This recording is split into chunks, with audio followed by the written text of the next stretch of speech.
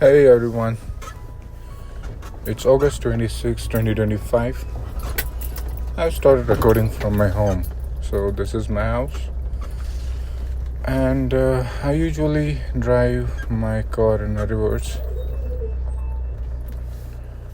in the morning because of these trees that you see on the sidelines. They get stuck into my head, and it has rained. They will surely have water droplets in them, which will make them more severe.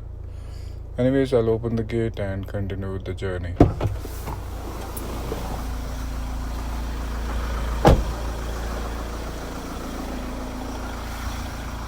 So it is around 6:39 in the morning. I am a little early on the road. You would be able to see me in a dash cam.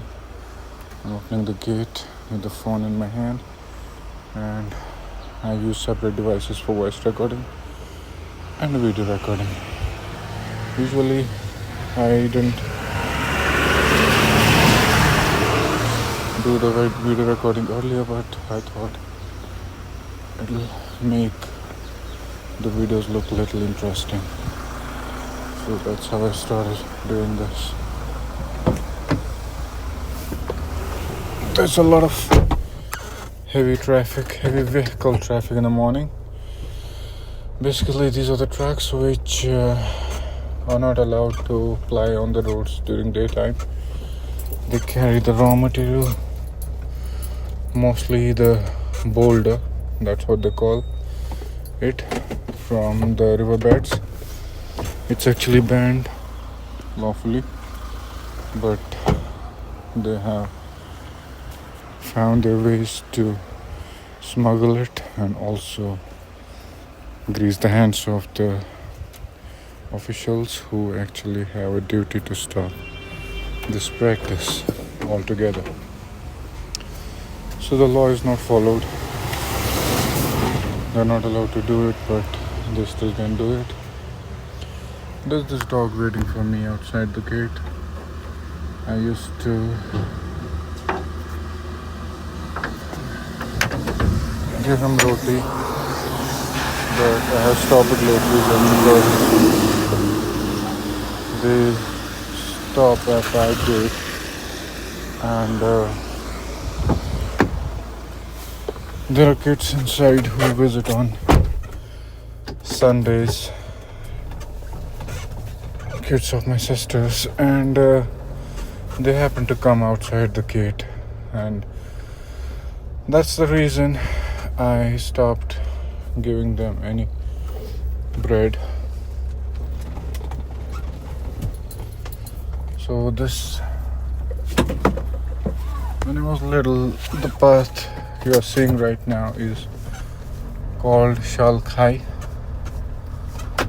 It was a very narrow path, and the vehicles were not allowed to ply on this road. I mean, it was so narrow that vehicles could not ply. With the time, it has been developed to allow the vehicles, both the cars and the trucks, to move from this path. And you can see this overbridge for a highway. That's what I will be catching in a couple of minutes. This is the service road that I will be driving on in a moment. You can see this bunker broken bunker in front. It was built some time back by Indian Army to give extra layer of security to the yearly pilgrims or yatris who come from different parts of India to visit the holy shrine of Lord Shiva located in Chandanwadi, Pahalgam. There are several routes to go to the place. One is from Sunmarg side and another is from Pahalgam. And the vehicles which come from here or probably go through the Sunmarg route. So this is the slope which will take me to the highway.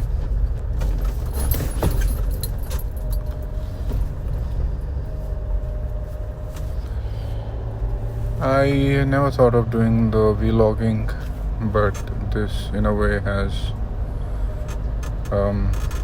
become very, I can say I have started enjoying it since I've started learning to use few of the editing apps. It's not easy, but it's not difficult as well, because I do not have to hold a camera to record everything in a manner that things fell in place all of a sudden. So I have cleared the windshield to prevent any blurring of video. It has rained, as you can see, and these are the army vehicles on the roadside. They are called ROP, Road Opening Party. So this is some battalion. It will be designated to them. You should go ahead and open the road, clear the road from any explosives or any other material which any person would have kept on a road or a roadside to damage the convoy which is going to come later on, maybe at around 9. It is difficult for a common Kashmiri to move on this road during daytime, because the convoy comes several times and the army stops the traffic to allow the convoy to come and go smoothly.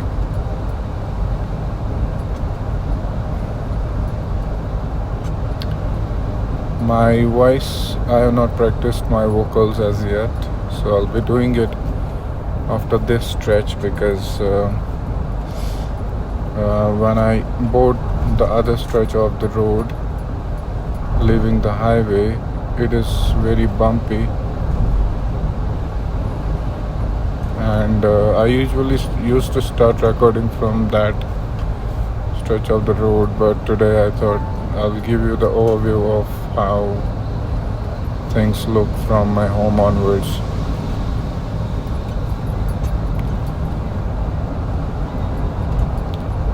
There is this vehicle coming at the back at a very full speed, showing lights, and probably it's going to collide now. Stopped. Slow down at a very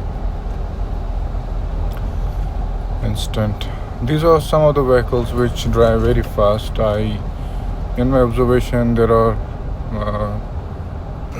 cars or the vehicles with the number plate from Jammu and Kashmir having JK13 or JK03. So these two vehicles belong to the South Kashmir, Anantnag and Pulwama. These people seem always to be in hurry for some reasons. They'll overtake everything, even a plane, if happens to be on the way. And then there are the vehicles which does not have number plate of Jammu and Kashmir and are from other states. I mentioned it several times in other videos as well. They are the vehicles having a number plate of DL, meaning Delhi, UK meaning Uttarakhand, UP meaning Uttar Pradesh, CH meaning Chandigarh or Chennai, PB meaning Punjab. So like this, there are so many vehicles, and I have seen them driving very rashly. I could see a buffalo on the roadside. I don't know if you were able to see, if the cam was able to capture it or not. Buffaloes are a rare sight in Kashmir because they are actually cannot tolerate the low temperatures of the winter. Summer weather suits them. Summer is this year it touched around 38. It's getting hotter every summer, every year. And winters also do peak as far as the levels of low temperature are concerned. It goes to -5, 6, 7 in winters, and without any precipitation of snow, rainfall or any other thing. You can see a playground on my left.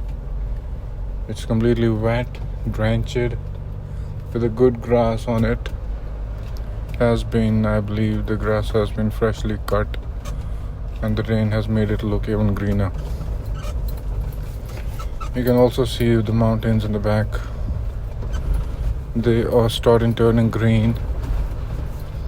They would not have been there if the state wouldn't have intertwined with the quarrying of the stones from these mountains. And there was one mountain which had a peak on the roadside of Atwajan. It completely vanished because of the quarrying of stones from that mountain. Even that quarrying is allowed at some places at night, and which otherwise is illegal, but then it is smuggled. I don't know why this practice is being followed. Like there is a ban on carrying the earth, the clay, for brick kilns, and but people still can do it and make bricks, and everyone knows that, including government, because they allow it after taking some bribe. Still, they do not do it. Still, it's not completely banned, and if they allow it, why don't they allow it lawfully? Maybe the practice will be unabated without restrictions. There is this dog following me, two of them. One of them you can see in the dash cam. So I don't know, these dogs have the habit of following the vehicles for some reasons, and when I stop my vehicle, they just stop and go. They get confused what just happened. Maybe they enjoy to follow the vehicles like this.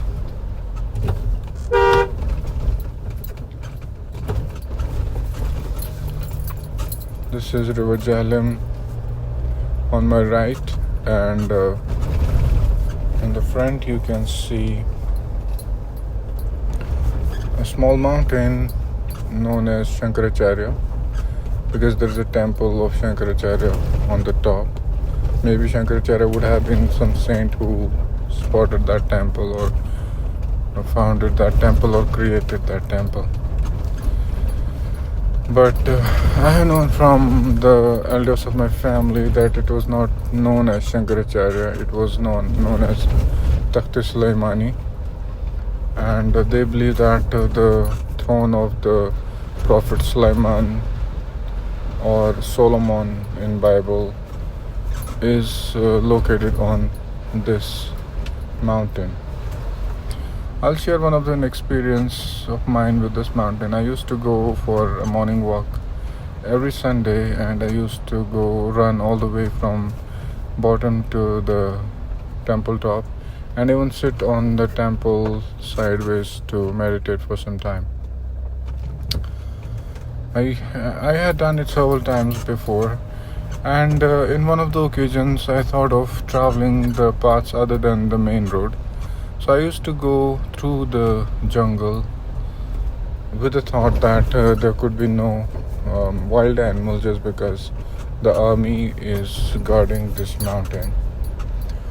On one such occasion, while going through the path, I was coming back through the narrow path through the dense forest, and it occurred to me that what if a bear comes? What shall I do? So there was this stone in front of me, my palm size. It can easily fit into my hand. And I thought if a bear comes, I will break its skull using this stone. But I just didn't pick it up. It was just a thought I had. And now I started moving again with my backpack and water bottles, and I was humming a song. I was playfully moving. So what I see is that there is some creature moving in front of me. I thought it's a dog. And it was moving in the same direction. It was as if we were following a line of a kind. He was moving in front of me on the same path which I was. So I thought it's a dog, but then I had a second look on it. Its fur was shinier, it was bigger in size, and it was not a dog. So what was it then? Yes, you guessed it right, it was a bear. I saw a bear. It was just a couple of meters away from me, but moving in another direction. It didn't see me. So when I realized that it's actually a bear, the thought of who I had in a moment before, now it's going to eat me, I ducked. There was this hump of a path. It was not a road, it was a path created by maybe people who walk through the jungles. It was the road. It was a small pathway on which a person can only walk, not even a bike. One cannot even ride a bike over there. So now when I spotted that this is a bear, I panicked immediately and I ducked. The hump of a road which was in between me and a bear saved me, because when I ducked, it almost turned backwards to see what was following. So when I realized, oh my god, this is a bear and it's going to eat me. It was a very big bear. So what I did is I started running back as fast as I could. And while running, I didn't look back, but I heard the footsteps of the bear. Now I don't know whether they were my footsteps echoing or it was actually the bear coming after me. And while coming back, I had spotted one of the climbs wherein I would have reached the main road, but I thought it at that time also that I would climb to the main road from here, because I'm deep into the forest. It would be easy to go to the main road and go to the temple from there. But for some reasons I didn't do it that time. But now I had this thing in mind that the bear is following me and I had nowhere to climb the road. I went to the same spot. It was a 90-degree steep angle, and the path was around let's say 5 to 7 meters high in height. So I had to climb it, grabbing whatever I could. I climbed by catching the big stones, the small stones which fell off on my face, then the branches with the thorns of the shrubs and the trees which were on the way. There was no pathway up. It was a complete untreadable path, I can say. But I reached to the top, and while reaching to the top, I'm running on the road, still thinking that The bear is after me. I'm breathless and completely sweating. Then I hear a vehicle coming on the other side. It was a water tanker. And instead of asking for a lift, I stopped in the middle of a road so that it will not run away. Told him to give me a lift till I reached to the bottom. So when I boarded the vehicle, he asked me why are you running for life? I said that there was this bear who was after me. I went through the jungle. So what he said, are you alone? Where are other people? I said, no, I'm alone. Then he said to me, you foolish man, nobody comes to this place alone. If you are in a group, and even if there is a bear, it's not going to do anything to you if you are in a group. Now I am realizing everything, like what would have happened to me on the several occasions prior to this occasion, when I used to go through these paths and sit in the middle of a jungle to meditate. Maybe the wild animals had come and sniffed me. It was a strange thought that why didn't it happen to me before? Or why, while going through that path towards the forest, deep into the forest, where was the bear? It was not on the path. It was only when I started coming back, I spotted a bear on the same path, walking in the same direction as if going to the main road. So it was a learning for me. I have not gone to that place thereafter ever, and it was really memorable experience. I otherwise have been to that place several times before, but I have never gone into the forest again. So that's it from today's podcast and a journal entry. We'll meet again in the next. And yes, I have a case listed today. I'll have to argue in the lower court. It's a check bounce case, and I am expert at that. So I will have no problems in pleading the case. I hope that recording is clear. You'll enjoy it. Thank you so much for joining me today. We'll meet again in the next. Till then, take care of yourself and take care of those who take care of you. Thank you.